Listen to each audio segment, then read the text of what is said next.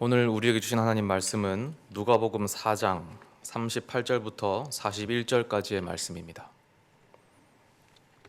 누가복음 4장 38절부터 41절까지의 말씀, 하나님의 말씀을 한 목소리로 봉독하시겠습니다.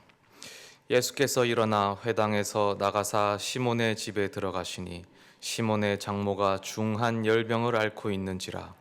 사람들이 그를 위하여 예수께 구하니 예수께서 가까이 서서 열병을 꾸짖으신데 병이 떠나고 여자가 곧 일어나 그들에게 수종드니라.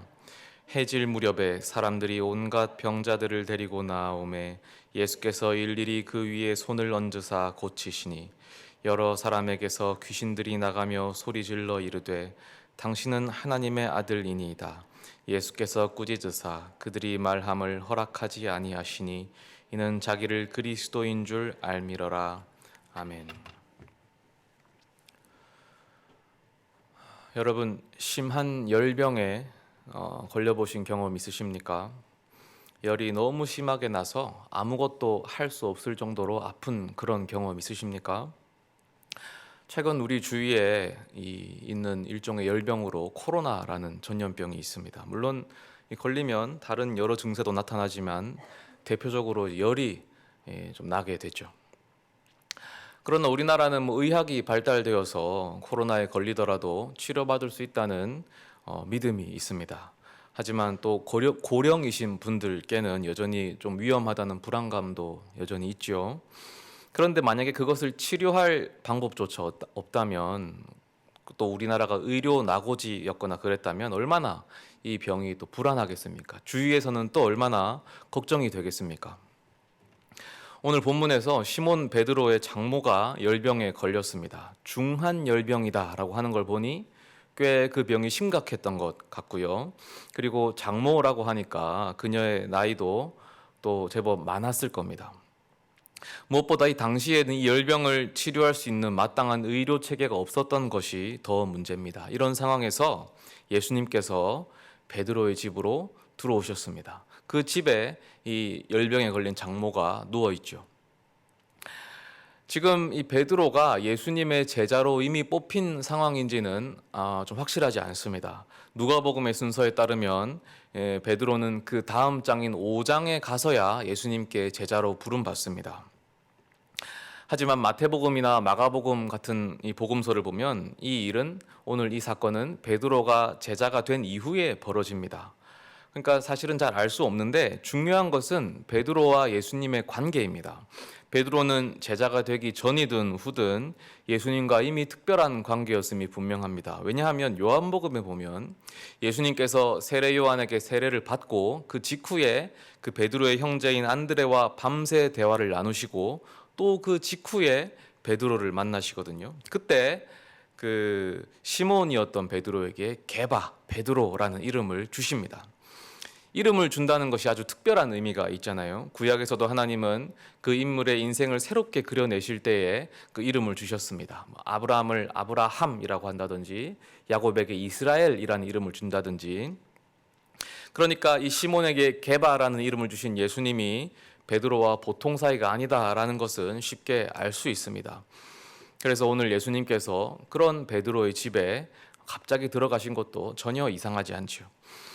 그렇게 베드로의 집에 갔더니 그 집에는 중한 열병에 걸린 장모가 누워 있습니다. 사람들은 그녀를 위해서 예수님께 구했습니다. 본문 38절에 마지막 부분이 이렇게 기록되어 있습니다. 사람들이 그를 위하여 예수께 구하니. 사람들이 구했다는 게 무슨 뜻이겠습니까? 당연히 이 병을 고쳐달라고 했겠죠. 열병에 걸렸으니까, 그것도 중한 열병. 마침 예수님이 오셨으니까 이때 병을 고쳐달라고 하지 않는다면 정말 미련한 일일 것입니다. 그런데 이게 좀 이상합니다. 왜냐하면 여기 구하다라는 동사가 헬라어로 보면 에로타오인데 이 동사에 두 가지 뜻이 있습니다. 첫째는 물어보다이고 둘째는 요청하다입니다. 그러니까 사람들이 이때 병에 대해서 단순히 물어본 것일 수도 있고 아니면 병을 낫게 해달라고 요청했던 것일 수도 있습니다. 그런데 복음서에서는 이 에로타오가 쓰일 때 주로 이 첫 번째 뜻인 물어보다라는 뜻으로 사용됩니다. 그러니 이들이 예수님께 요청했다기보단 고쳐달라고 요청했다기보단 단순히 물어보았을 확률이 높습니다. 조금 더 확실히 하기 위해서 다른 복음서를 찾아보면 마가복음에는 거기는 헷갈릴 여지가 없습니다. 헬라어로 거기는 레고라는 동사를 썼는데 이것은 그냥 말하다라는 뜻입니다. 사람들은 병을 낫게 해달라고 요청한 것이 아니라 그저 병에 대해서 말을 했습니다. 예를 들면 예수님, 이 사람이 지금 중한 열병에 걸렸습니다 정도겠죠. 마태복음을 찾아보면 더 확실해지는데 거기선 사람들이 어떤 말도 어떤 질문도 어떤 요청도 일체 하지 않습니다. 그저 예수님께서 자발적으로 병을 고치십니다. 사람들의 요청이나 소개 없이 예수님이 먼저 고쳐주신 것이죠. 그러니까 이 모든 기록들을 대조해 볼 때 확실히 말할 수 있는 것은 사람들은 예수님께 장모의 열병을 고쳐달라고 요청하지 않았다는 것입니다. 침묵했거나 혹은 그저 그 병에 대해서만 넌지시 이야기했을 뿐입니다. 이상하지 않습니까? 왜 사람들은 예수님께 이 병을 고쳐달라고 요청하지 않은 걸까요? 예수님이야말로 이 병 고치는 데 은사가 아주 탁월하시지 않습니까? 그 예수님이 지금 친히 집에 들어오셨는데 이보다 좋은 기회가 있겠습니까? 어쩌면 당시 사람들이 이 예수님에게서 병 고치는 능력은 기대하지 못했을 수도 있습니다. 왜냐하면 아직 지금 사역 초기 단계거든요. 그래서 사람들에게 그만한 믿음은 없었을 수도 있습니다. 오늘 본문 바로 앞에 보면 이 일 직전에 예수님께서 회당에서 귀신을 쫓아내시는 사건이 있는데요. 예수님이 이 일로 유명해졌습니다. 그러면 사람들이 예수님에 대해서 이분은 귀신은 쫓아내시지만 병을 고치는지는 아직 잘 모르겠어 라고 반신반의했을 수도 있습니다. 그리고 이 사건을 통해서 이제 그 믿음이 생겼던 거죠. 그래서 이제 39절에 보면 예수님께서 열병을 고치실 때 마치 귀신을 쫓는 것처럼 묘사되어 있습니다. 예수께서 가까이 서서 열병을 꾸짖으신데 병이 떠나고 여자가 곧 일어나 그들에게 수종드니라. 열병이 마치 어떤 귀신인 것처럼 묘사되고 있는데 그러면 예수님은 사람들의 그 믿음의 수준에 맞게 행동하셨던 걸까요? 그렇지 않습니다. 예수님의 병 고치는 능력도 이미 유명한 상태였습니다.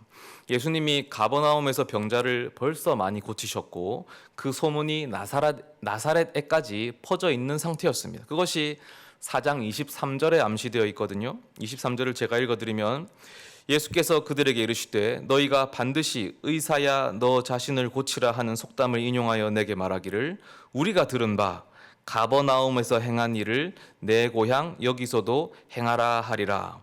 그러니까 가버나움에서 이미 병자 치유로 유명해졌다는 뜻이죠. 그러면 마지막으로 이렇게도 예상해 볼 수 있습니다. 혹시 예수님께서 베드로의 집으로 오신 것이 어떤 특별한 목적이 있었던 거죠. 그러니 그 목적을 수행해야 되는데 그 상황에서 갑자기 계획에도 없는 병자 치유를 부탁하는 것이 무리가 될까 봐 차마 말을 못했을 경우입니다. 예수님은 그저 쉬고 싶으셔서 이 친한 베드로의 집에 오셨을 수도 있고 아니면 이번 기회에 베드로를 제자로 부르고 싶으셨을 수도 있죠. 모릅니다. 어찌됐든 사람들은 예수님이 어떤 목적을 방해할까 봐 겁이 났던 거죠. 하지만 평소 예수님은 아무리 힘들고 바빠도 사람들의 그 병자 치유를 회피한다거나 어떤 귀찮아하지 않으셨죠. 그러니 항상 그렇게 많은 사람들이 몰려들지 않습니까? 쉬지도 못하고 몰려온 사람들을 고쳐주는 것은 예수님의 일상이었습니다. 그래서 예수님께 설령 다른 목적이 있다고 하더라도 사람들은 별 어려움 없이 병을 고쳐달라고 요청했을 겁니다. 그런데 오늘 본문은 사람들이 그렇게 하지 않았다고 합니다. 왜 그럴까? 사람들은 이 베드로의 장모를 고치는 것이 예수님의 뜻이 아닐 거라고 생각했던 것 같습니다. 다시 말해서 예수님께서 이 순간만큼은 병 고치기를 원하지 않으신다 혹은 병을 고치지 못하실 거라고 판단했던 것 같아요. 그 이유가 뭘까요? 이게 어려워 보이지만 제가 자꾸 비비꼬았는데 사실은 쉬운 문제입니다. 이 날이 안식일이었기 때문입니다. 예수님께서 시몬 베드로의 집에 가신 날은 안식일이었습니다. 안식일이었기 때문에 사람들은 예수님께서 병을 고치는 일을 하지 않을 거라고 생각했습니다. 무엇보다 근본적으로 병을 고쳐서는 안 된다고 생각했습니다. 유대인들에게 안식일은 결코 이 일을 하면 안 되는 날이기 때문입니다. 이 날이 안식일이란 말이 어디 나와 있습니까? 오늘 본문 38절에 보면 예수께서 일어나라는 연결어로 시작되는데 이게 바로 앞의 사건과 바로 연결된다는 접속어이지요. 그 앞의 사건과 같은 날에 일어난 일이란 뜻입니다.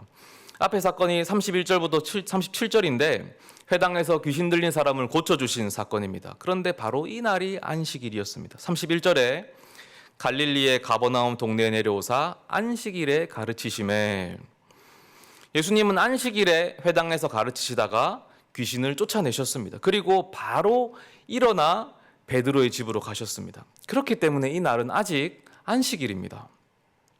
게다가 40절에 기록되어 있는데 이렇게 되어 있습니다. 해질 무렵에 사람들이 온갖 병자들을 데리고 나오매 예수께서 일일이 그 위에 손을 얹으사 고치시니, 사람들이 각종 병자들을 데리고 나왔는데 그 시간이 해질 무렵이라고 합니다. 왜 해질 무렵에 예수님께 왔겠습니까? 그날이 안식일이었기 때문입니다. 유대인들의 날짜 기준으로는 해가 떨어지면, 해가 지면 그때 날짜가 바뀝니다. 그래서 해가 떨어지면 새로운 하루가 시작하니까 해질 무렵부터는 더 이상 안식일이 아닌 거죠. 사람들이 이제 안식일에 집에서 기다렸던 거예요. 왜? 안식일에는 일하면 안 되니까, 병도 고치면 안 되거든요. 그래서 안식일에 이 병자들과 함께 대기했던 겁니다. 예수님이 오셨다더라, 기다리자. 그리고 해가 떨어지기만을 기다렸어요. 그리고 해질 무렵이 되니까 기다렸던 그들이 와르르 몰려와서 이제 병고침을 받으려고 하는 겁니다.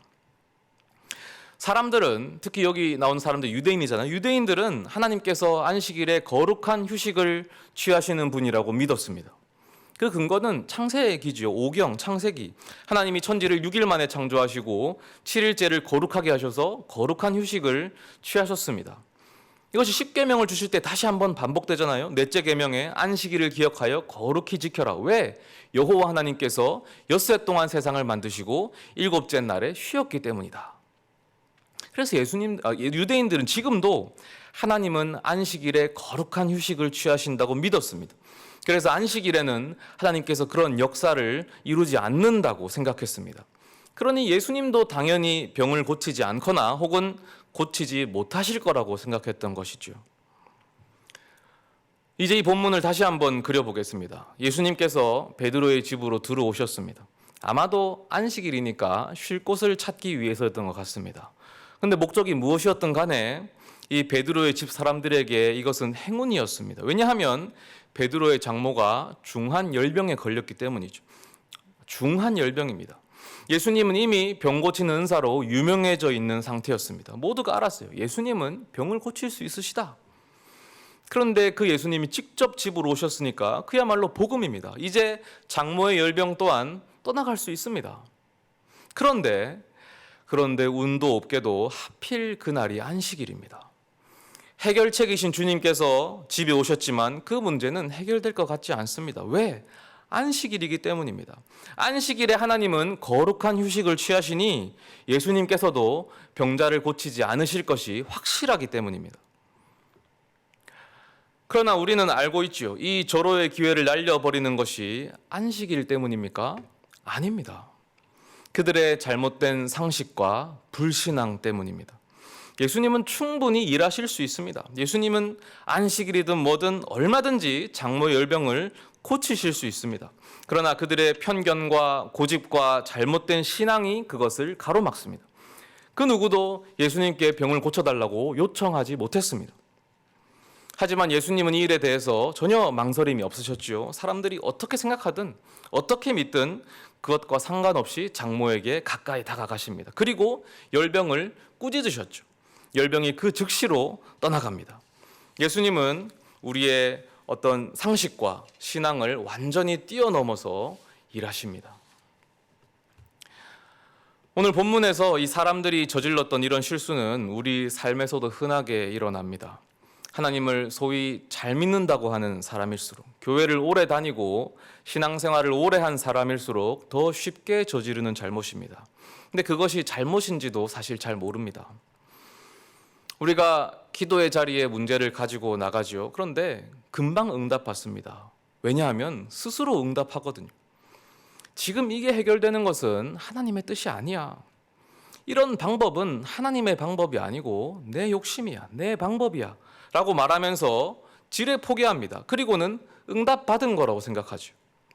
이것이 마치 성경 속 유대인들이 오늘은 안식일이라서 하나님은 일하지 않으셔. 그래서 예수님도 병 고치지 않으셔. 안식일에 병 고침을 바라는 것은 내 욕심이지 하나님의 뜻은 아니야 라고 생각했던 것과 같습니다. 그러나 하나님의 일하심은 그 어떤 것에도 제한받지 않으시죠. 오히려 제한하는 것은 우리 자신입니다. 우리의 상식과 불신앙이 그것을 지레 막아섭니다. 하나님은 일하려고 하시는데 우리가 반대하는 것이죠. 이스라엘이 출애굽을 하고 광야길을 거쳐서 가나안 땅 앞에 당도했을 때였습니다. 12명의 정탐꾼을 보냈던 그때의 이야기입니다. 이제 약속의 땅이 그들의 눈앞에 있습니다. 하나님은 그 땅을 이스라엘에게 주시기 위해서 온갖 기적을 행하셨습니다. 10가지 재앙에 홍해를 가르시고 그리고 바위에서 물을 내시고 하늘에서는 만나와 메추라기를 내리셨습니다. 근데 이스라엘 사람들은 먼저 결론 내립니다. 이 땅은 우리 것이 아니야. 하나님께서 어떻게 홍해물을 갈라서 이집트의 말과 병거들을 거기에 수장시켰는지 똑똑히 봤거든요. 하나님을 찬양했어요, 그때. 그럼에도 불구하고 그 하나님이 가나안 원주민들은 물리칠 수 없을 거라고 지레 포기를 해버립니다. 이것은 하나님을 믿는 믿음으로 결과를 본 게 아닙니다. 눈에 보이는 현상들로 비교하고 판단했던 것이죠. 쟤네들은 우리보다 덩치도 크고 무기도 좋아. 그러니까 싸우면 절대 못 이겨. 이 땅은 우리 것이 아니야. 우리가 지고 말 거야. 그 결과 어떻게 됐습니까? 그들의 믿음대로 됐습니다. 그들은 가나안 사람들에게 크게 패배합니다. 쫓겨나죠. 그리고 광야에서 40년을 헤매다가 그 광야에서 인생을 마쳐야만 했습니다. 그들의 믿음대로 그 땅은 그들의 것이 아니었습니다. 반면에 하나님의 일하심을 믿어 의심치 않았던 두 사람이 있었죠. 여호수아와 갈렙입니다. 출애굽 1세대가 모두 광야에서 죽을 때에 그 두 사람만큼은 죽지 않았습니다. 그들은 믿음대로 가나안 땅을 밟았죠. 여호수아는 모세의 뒤를 이어서 이스라엘의 지도자가 되었고요. 갈렙은 어떻게 됐습니까? 성경은 갈렙에 대해서 한 가지 일화를 더 소개합니다. 이제 젊고 힘있는 그런 청년 갈렙이 아니라 85살이 되어서 백발이 성성한 할아버지 갈렙입니다. 가나안에 들어갈 지도자 여호수아가 이스라엘 민족들에게 땅을 분배하지요. 땅을 분배하면 어떻게 분배하겠습니까? 제일 좋은 땅, 제일 쉽고 편한 땅을 누구에게 주겠습니까? 당연히 그 그룹의 가장 높은 사람에게 줍니다. 장로격인 사람에게 주겠죠. 찬물도 위아래가 있잖아요. 이거 특히 고대에는 이게 더 상식적입니다. 그렇다면 소위 말해서 지금 가장 고참격이고 장로격인 갈렙이 좋은 땅을 받는 것이 당연하죠. 갈렙이 지금 여호수아 다음으로 최고입니다. 혹은 그의 버금가는 위치에 있는 인물입니다. 그는 단순히 나이만 많은 것이 아니고 믿음의 고백을 했던 사람이잖아요. 아마 지금 이스라엘 그 출애굽 2세대, 광야 2세대들에게 갈렙은 살아있는 전설과도 같은 존재일 겁니다. 그런데 이 갈렙에게 최악의 땅이 분배되죠. 심지어 아직 정복도 하지 못한 땅을 이 갈렙에게 줍니다. 그 땅에 들어가려면 전쟁을 또 해야 됩니다. 그때 갈렙이 뭐라고 하겠습니까? 아니 내가 여기서 제일 고참인데 어떻게 나한테 이럴 수 있냐? 여호수아 네가 나한테 이럴 수 있어? 이 나이에 나보고 또 싸우라고? 그렇게 하지 않았죠.